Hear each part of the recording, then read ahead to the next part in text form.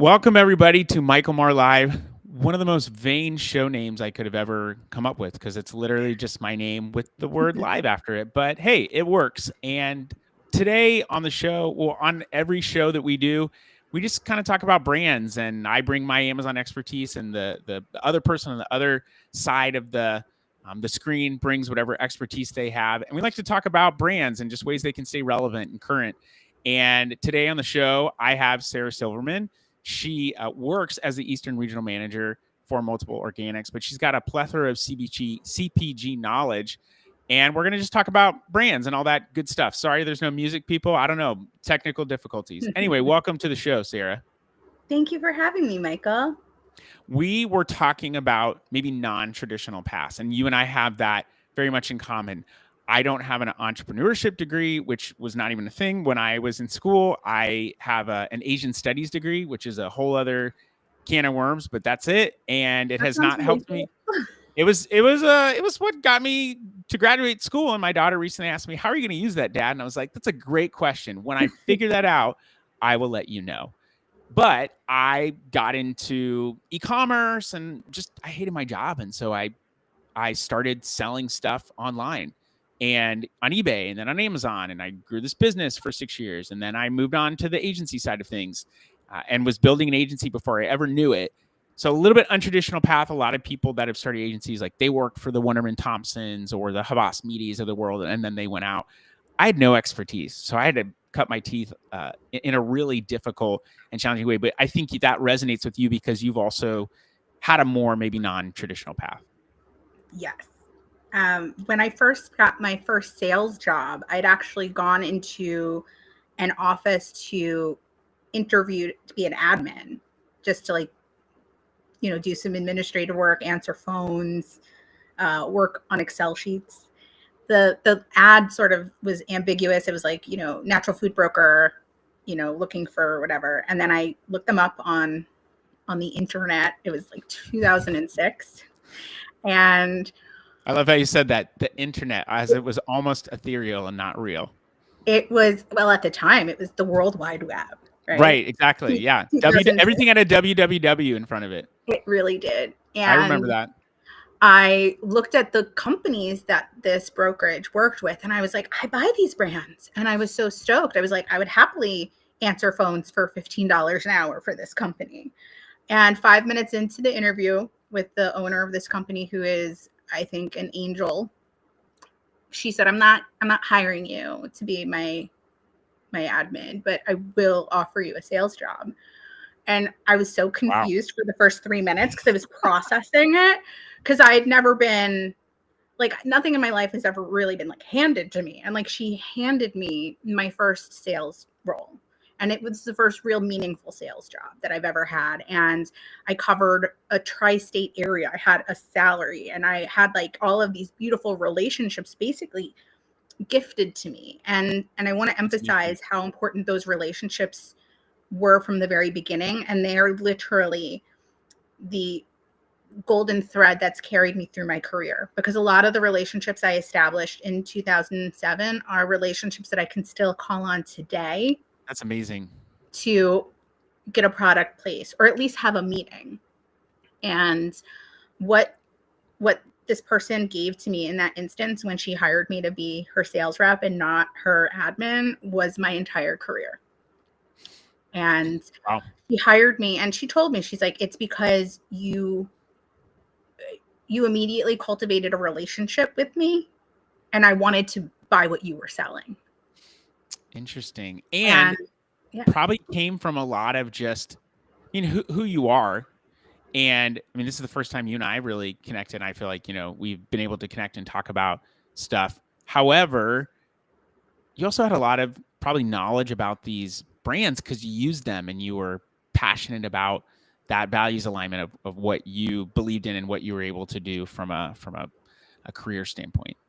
Well, first and foremost, I'm the natural and organic specialty customer. I love food, and I care very deeply about where it comes from and how it's procured. Like, I want to know the name of the farmer who grew my beans.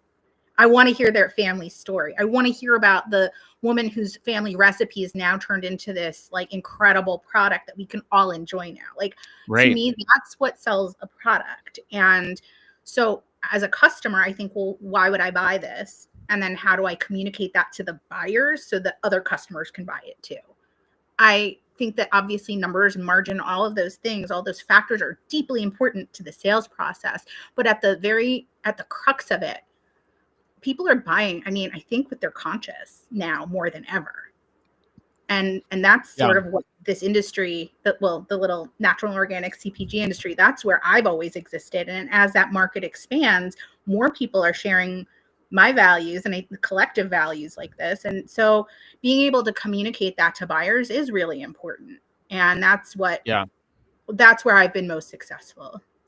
Well, that it's funny you said, this little natural community, but like that's grown a ton to the point where big companies like Pepsi are buying Siete. Now, I did recently see that they're starting to add and change ingredients, which I think is a huge mistake because all of the people like myself, I'm guessing you, who buy those products are buying it, yes, because of the story, but also like I want the clean ingredients. I don't want to put trash in my body. I want to put good stuff in my body. Now, don't get me wrong. I will eat some cake and I will, do the things that are maybe not the quote unquote most healthy for you, but I think having some of those pleasures is good for you in a certain way. Maybe it's not, I'm not going to eat cake every single day, although I would want to.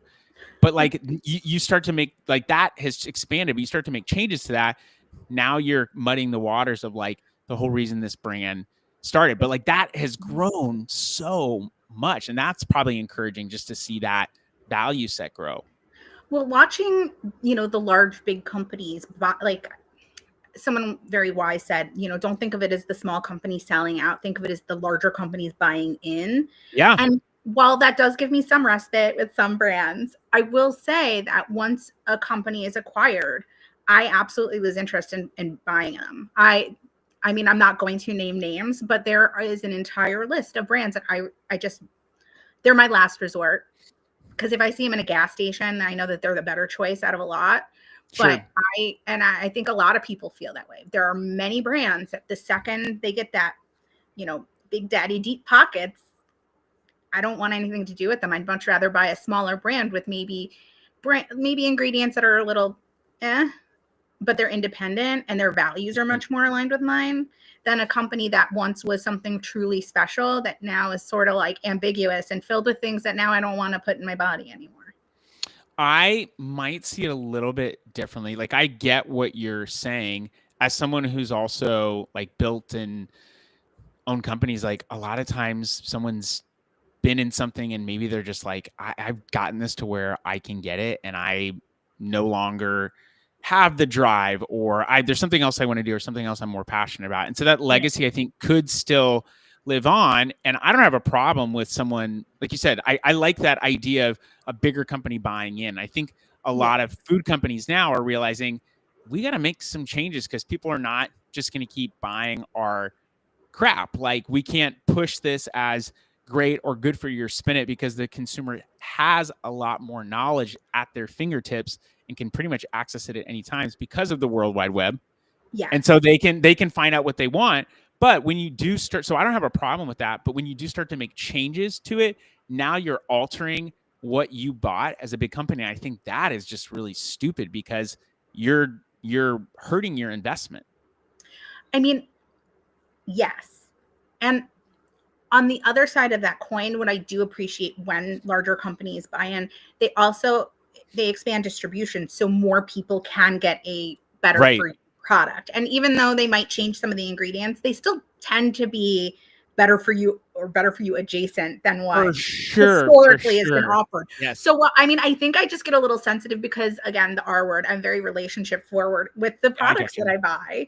Yeah. Often buying brands that I, am acquainted with the founders in some way or, follow them on LinkedIn. It's, so when I see notable changes, that's when I deviate. But then there are some brands that are just sort of ubiquitous now with the better for you space. And I've been buying them. I continue to buy them because they've maintained that level of integrity, regardless of who's purchased them. And, That would be hard to do though, to like not to push back and say, if you stay on as an owner, like, or lead, no, we don't want to do this. That would be there'd be a lot of stress to have to, talk up to whoever purchased you, because it's like, well, now we acquired you and we're going to do this our way. But it's like, you acquired us because we got here because of who we are and what we've done. And that Right. matters to the consumer more than ever now. I mean, I've been a part of brands that have gotten purchased or acquired in some way. And then, you'd like to think that the narrative is going to stay the same and the values are going to be, still, shining through, but that just doesn't happen. I mean, in reality, it's really hard to execute with the same mom and pop family vibes when, you're owned by a multinational conglomerate. I won't name names. Yeah. Well, I think we all know some national conglomerates. I've certainly named some names. Yeah, but I think about that all the time as a business owner, as someone who's in a space where people are getting acquired, and I think, man, like, cool. It certainly would be cool to have more money, more cash to do stuff with, but also without that mission behind you, it would just kind of be like taking cash for no reason. Like, if it's to expand your mission and your value set, great.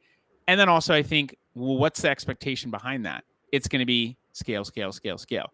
And my question is always, my worry or my concern is always going to come back to, like, what is the quality of that scale? I would so much rather walk away from a project and someone's like, man, Michael and his team at Cartology, they absolutely crushed it on Amazon. And that's what we tell people, like, our niches. It's winning on Amazon.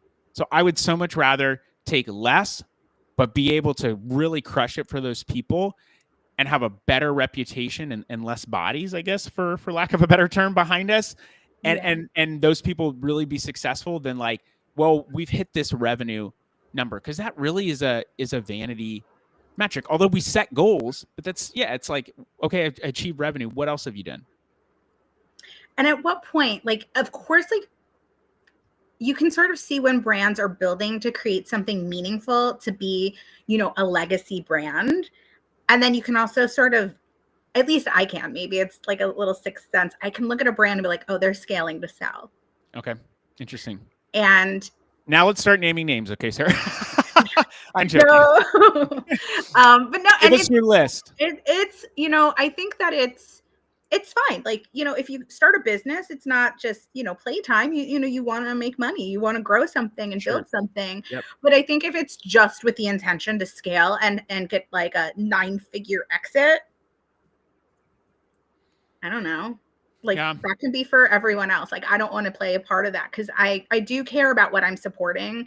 And a lot of times those exits turn into, like, your product disappearing in 2 years. So, I mean, sometimes the acquisition is to just get you off the market, to prevent you buy your competition. Yeah. Which is kind of crazy. But what would be the real flex would be like, I'm taking this money and I'm going to go build something even better, so that you can't. So we've seen that. I'm sure there's like non-competes, but yeah. We've seen that. I think one of the most incredible flexes, and I won't name names, the Eat the Change folks who have their just iced tea. Like, that was incredible. The founders of Honest Tea, rebuilt their brand, and it's so strong now. And that's a story where I'm, like, humbled and impressed every day when I see that, because that's the kind of brand that I look at and I'm like, that is so meaningful. And, like, I'm so happy that I can see that brand everywhere again and know that it's the values that I care about, and I can buy that product without hesitation. And I know a lot of other customers feel the same way. And when I see things like that, it's like, wow, like, that to me is impactful. That's where it's at for me. I love a brand like that. I love a brand where the values stay strong consistently. It's not like when you see, like, trends, like when you see a brand completely rebrand and then follow a trend, it's like, that's going to fade at some point. Yeah. So I really appreciate a strong brand with strong values that stays consistent over time and doesn't look for the flash in the pan trends that are sort of hollow. And, when you go to a food show, you see all these like trends, but like if you don't see them year over year and if you don't see it become a category, it's a lot of lost money and it feels very wasteful. Yeah, that's a great point. And then like if it's about the money, okay, like yeah, you can get the money, like, but is that really what's going to be the most impactful? Probably not. I mean, maybe people need to reorient themselves towards being impactful versus just a money, versus just a revenue number. But I think there's two things here, like having an authentic mission in what you're doing, and not trying to necessarily get the whole market, but just be noticed for the thing that you do and do it really, really, really well. And then there's also this economical piece that's like, my unit economics have to make sense. My costs, my Right. distribution, all this stuff has to make sense. And so marrying those two things together can be super hard to do, but I think that's very complex. But that's why you get smart people who like, hey, maybe I'm not a numbers person, but I need someone to help me, or a process person. I need someone to help me with the ops. I'm going to continue to build to this vision and come up with new product ideas and all this stuff. But I need someone to help me on the operations side who can say, hey, this product line is crushing it. We need to double down. And this other one, it's not really resonating. We can't make unit economics work. We need to let it go, because for the sake of the vision that you have, putting those two things together. The balance of staying relevant and staying authentic and doing that consistently, and not like letting trends completely warp your branding and your values and your mission. And then also, playing to attracting new customers and new customer acquisition, and all of that needs to come into play. So, I mean, it's a constant balancing act, and you can't make everyone happy all the time. And, Sure. I definitely don't even try. Yeah. Yeah. So I do look at brands sometimes and I'm like, okay, that's not for me, but that's cool. Good for them. They're doing whatever it is that they're doing. And they're, their valuation is like billions of dollars or whatever. Yeah. Good for them. And I move on with my life, because you can't get caught up in another brand's mission and narrative if it doesn't speak to you. Yeah. I think that those trends, like we talked about, you see stuff come and go. So if you're having to pivot every single time a new trend pops up, like how much relevance can you have? And then you end up alienating the people who really were into your product, and having to restart and rebuild a customer base over and over and over again is really, that would be very challenging to do. Yeah. And it would actually make it harder for you to remain relevant. Like you're chasing the trend, but what I think would give you more relevance is your authenticity, hitting the same nail on the head over and over and over again, if you believe in the mission and if there is proof that that is something that people want. And if you can validate that, even with a smaller market, and have a bigger hold on it, like you may not become the next big CPG conglomerate, but that's okay. You don't need to be, because that doesn't always need to be the goal. Yeah, it doesn't need to be the goal. I saw someone say something about SaaS companies, how like Salesforce and other companies were coming out and they were going really wide. And that was like the thing, is like, we would become a really big company, really big scale. But now those companies are starting to acquire people that have gone really deep. And that seems to be the trend, is like really, really, really become focused in your area, because there's so much complexity. It's like people say Amazon's a niche, which it is, but there's even like niches within there. There are people that all they do is like reimbursement for lost or broken inventory. There's people that all they do is like creative work. So like there's all these areas in there, but like trying to be all things to all people would probably lack relevance, and it would also lack an area of expertise too. It's like, do you want to spread yourself really thin and do a bunch of things okay, or could you go really deep, become really well known for this thing? Then maybe over time you might be able to expand your product lines and have more efficacy across those product lines. Yeah, that's cool. What could brands walk away from just today, talking about authenticity, talking about how sometimes the acquisition doesn't, or most of the time doesn't maybe necessarily go how you want, but that authenticity is super important, and you need to make those economies of scale make sense as you get into different distribution paths. What's something that a brand, because I think both those things can coexist and are important. And if they can't coexist, then the brand can't really exist long term. And we've Right. certainly seen over the past, I know, 12 to 24 months, brands exit or leave, not get acquired, but shut down just because they couldn't make it work. And sometimes that happens. Like, what's something practical that a brand could do walking away from this conversation to ensure, in some cases, or just ensure as best as they possibly can, that they can remain relevant and authentic? I think that was a good way of putting it. Be authentic and remain relevant. I think like stay in your lane, like really know who you are. And like you said, like focus on what you do well and don't like have your blinders on, because when you're looking at what other brands are doing, like let them do that. If you've found success doing what you do, look at what the other successful brands who've accomplished what you've done are doing and have done over time. The brands that have been around for 20, 30, 40 years that are relevant to this day and successful and living their best CPG life, do what they're doing. Model your business off of the businesses that are doing well, and have the type of customer base that you want, and know who your customer is and speak to them and don't take them for granted.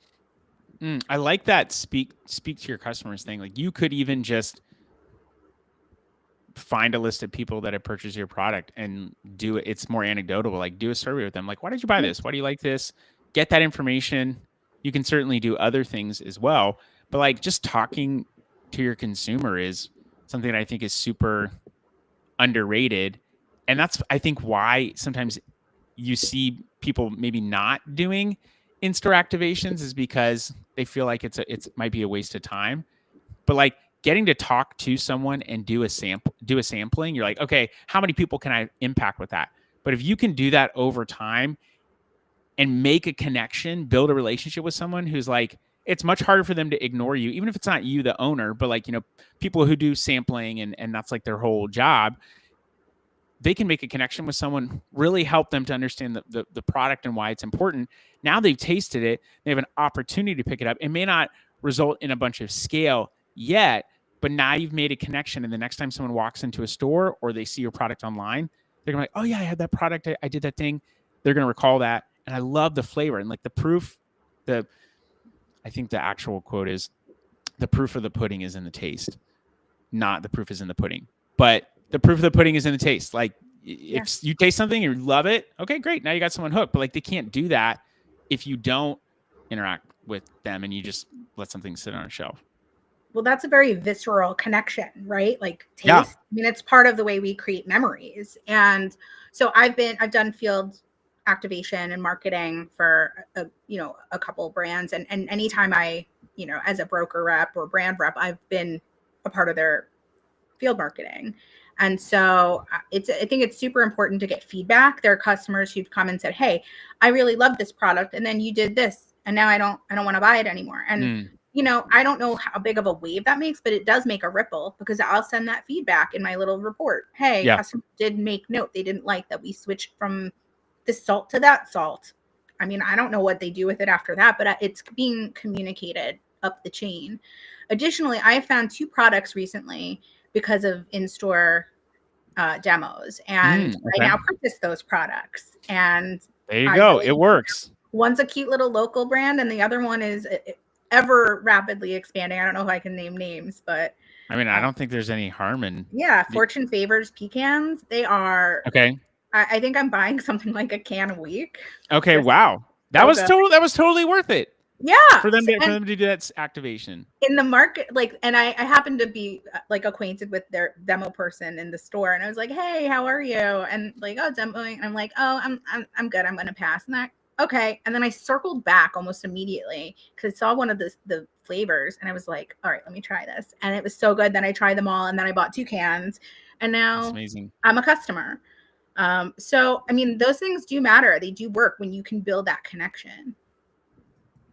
I love that. Now I'm going to be looking that up. And if you had said something about a couple, like, model your, I love their packaging, modeling your, business after other people who've stayed in their lanes and have remained authentic.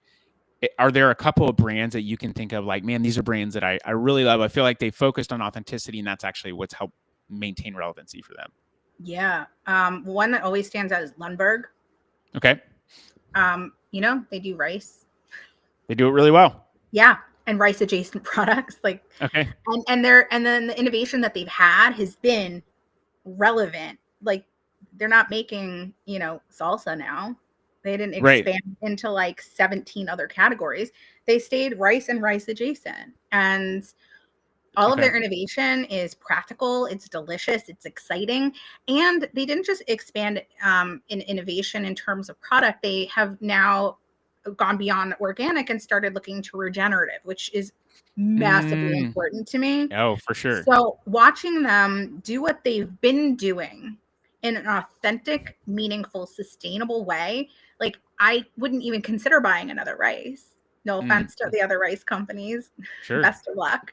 But if I were going to start a company, I would want to model it after Lundberg, because they've been around. They are one of the establishing legacy natural foods brands, as far as I'm concerned.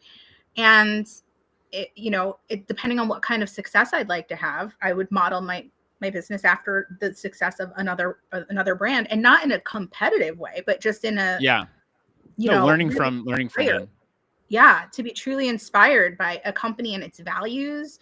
Another one I want to say is Vital Farms. Okay. I worked with them a long time ago. I was a retail execution manager for them for a short period of time, and I learned so much in that time, and I care so deeply about what it is that they're doing to establish really good agricultural practices. Okay. And I was really impressed when I learned that they are still independently owned.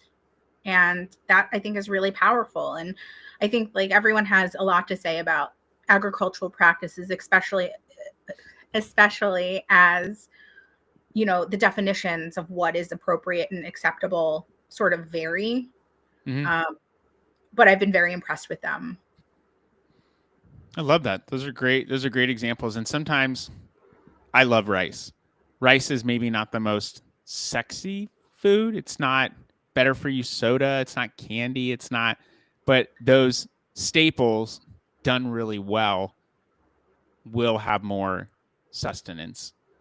And as someone, okay, well then, great. I love it. I love a carb. Yeah. Hey, but don't get me wrong. I love a good carb too.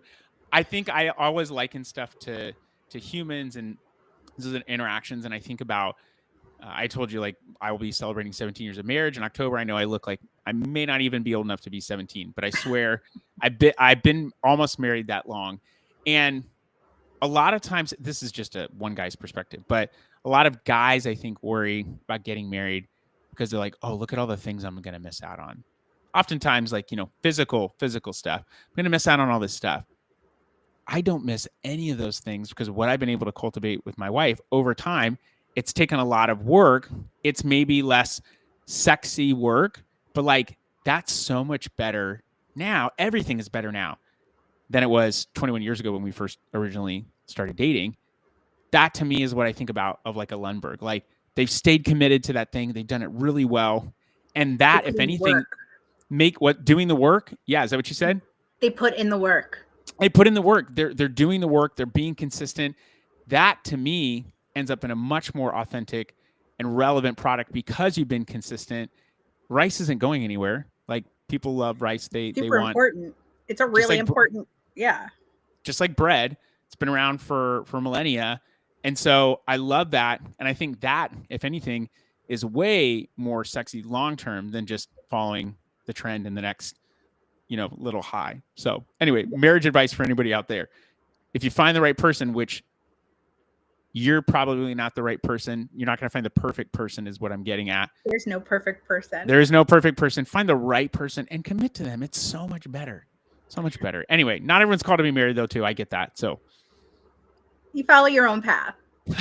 I'm on husband number 2, but I want Okay, hey, great. last husband, and I've been married for 12 years. And yeah, it's the work you Congrats. put in. Thank you.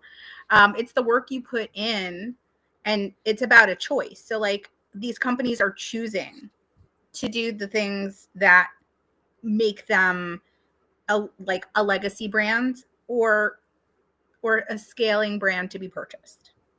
Yeah. Right.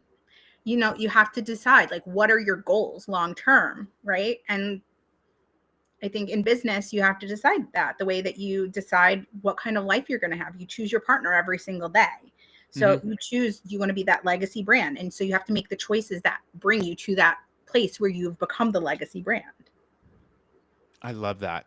That's where we should end, because I felt that same thing. Like, am I making decisions as a company in the moment, or am I thinking about 3, 5, 10 years down the road? So to all you brands out there, I'm paraphrasing, but Sara says, be authentic. That's and that's what helps you to be relevant. I kind of said that a little bit, but you said authenticity and relevancy, which is great, but also making choices for the long term, not just for the moment, is what can help you to remain relevant. So I love it. Thanks for joining me, Sara. Yeah, thanks for having me. This is great. All right, everybody, that's it. We're gone. Bye bye.